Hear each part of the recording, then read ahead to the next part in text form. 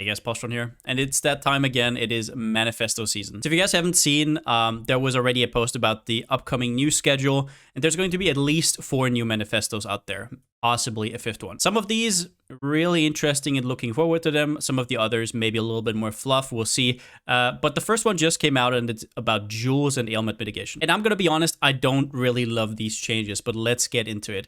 So the problem they kind of identified is it is too hard to actually scale ailment mitigation, which results in a lot of people going purity of elements. But nowadays, that's not really that possible anymore because most builds need some form of determination, grace, or they just have a lot of damage scaling through like hatred. Also, with the mana reservation mastery removed, that is also a huge problem. So now it's a lot harder to actually fit purity of elements into your build. And the solution they found is that they are going to increase the mods on jewels that give certain ailment mitigations. And they're talking about these corruption mods right here. So chance to avoid being shocked, ignited, stunned, and they will also add stuff like reduced duration of those ailments, whatever, right? It's all about the same, not exactly, but almost. That is their solution. Now I have a few problems with this. The most obvious problem is that the reason why Purity of Elements is so good, and that's not just for Simulacrum, but especially for Simulacrum, is it gives immunity to all ailments.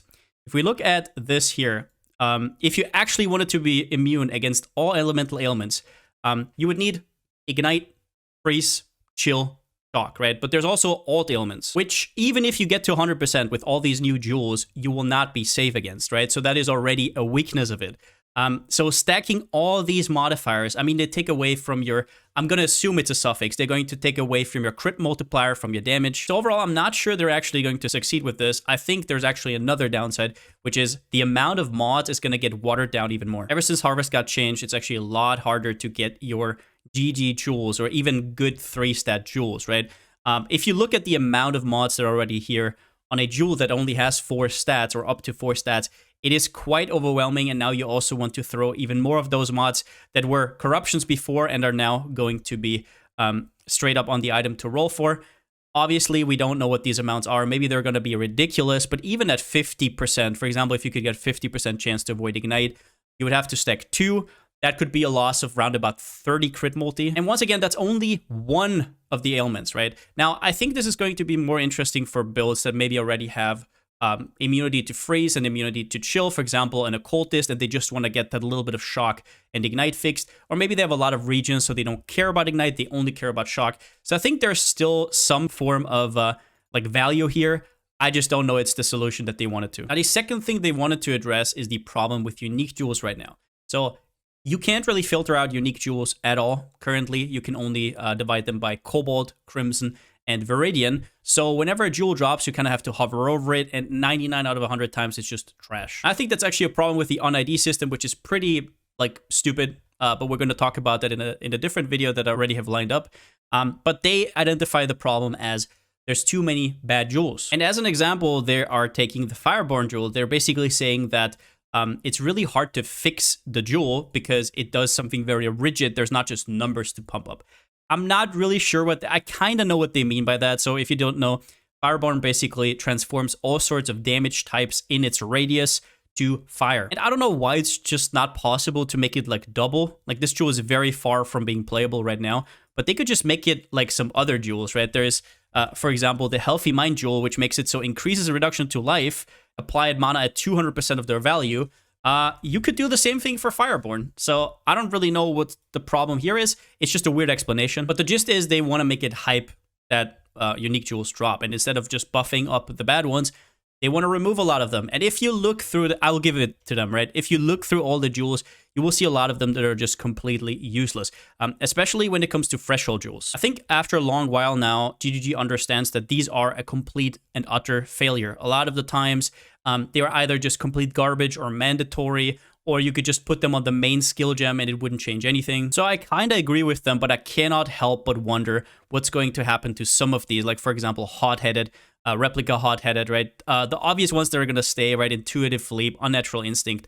Sure, they also talk about the attribute jewels still staying in, but like what Mantra, Flames, like some of these are fringe playable and they are kind of interesting in some builds. What are they going to do to them? They are saying they're going to remove a lot of jewels, so I'm just a little bit concerned here. There's definitely a bloat of options, but that's just kind of what PoE is nowadays. I don't know if taking away options is really the right play. So yeah, I don't know what to say about this. I'm sure that whenever the patch notes come out, I'm going to be unhappy about like 10 or so of these jewels being removed. Something I do like is that they do acknowledge some of the jewels are build enabling, and they're going to keep them around, and they're going to be, for example, in the vendor recipe, which I think is a lot cooler than just dropping them in your main pool. Sure. Golems, the golem jewels are still going to be available. We don't know how exactly, but they're not going to be in the main drop pool anymore. That being said, something I would have liked them to discuss are Grand Spectrum jewels. These are just absolutely amazing. I love these jewels, and I would like it so they are more available to players other than lab farmers, right? So these currently drop from lab, which I think is nonsensical. Labyrinth has enough rewards already, and you're kind of like on a whim of how many lab farmers are there going to be this league. Because for a lot of builds that use these, they don't just need one of each, they need like 3 of one of them. So the prices are just going to shoot up like crazy, like for example, the minimum frenzy charge last league. And then they're talking about unique jewels are no longer offered as a quest reward. I think that's fine, although I didn't ever have any problem with these survival instinct jewels or assassins. I think these were actually pretty good. So they're saying they're going to replace them with rare jewels, which I think kind of defeats the point. So they want to make unique jewels more special, but where was the problem with just having these unique jewels that aren't really in the drop pool anyways? They don't hinder anybody, but what they provided is a very normal effect, right? It's like, okay, if I'm projectile based, I'll take this. A very new player might find value in, for example, an Assassin's Haste. It wasn't the end of the world, and these flash jewels, while not used that often, were at least interesting. And rare jewels, like going back to this here, they say outright here, these quest rewards now offer random jewel because the rewards are not static like the uniques were. They may have better chance of being useful to the receiver. I'm not sure, like, look at this here. We're going to get even more mods on top of these. How likely is it that a rare jewel is going to be useful for your build? I think some of these unique jewels are actually way more likely to be useful. Even if that just means for like the first, I don't know, 60, 70 levels, at least it's something. So I don't really know. Overall, of course, we don't know much about it. I'm not really sure this is a good change. So overall, I would say I don't like this approach at all. I don't think it's going to change much. I think it's not going to be much easier to actually cap your ailments at all. So I hope they have more in stock than that because, yeah, purity of ailments is still king. And then we have the problem that the game is currently in a place where you need grace or determination or both. And you don't have as much mana reservation anymore. So it's really hard to squeeze this in. So yeah, if you're shield build, you're fine. Otherwise, probably bad. But maybe this is going to change something. I don't know. Maybe builds that are non-crit that don't need all the crit multi on their jewels. And I think the unique changes, while mostly fine, will probably result in me being a little bit salty about some of the jewels that are going to be removed completely. So yeah, art, just nothing burger, like kind of an introduction to this league. I'm sure we're going to have some very, very interesting changes in the future. Overall, not much to say here. It's either not going to change anything or might be like mildly bad. I don't know exactly.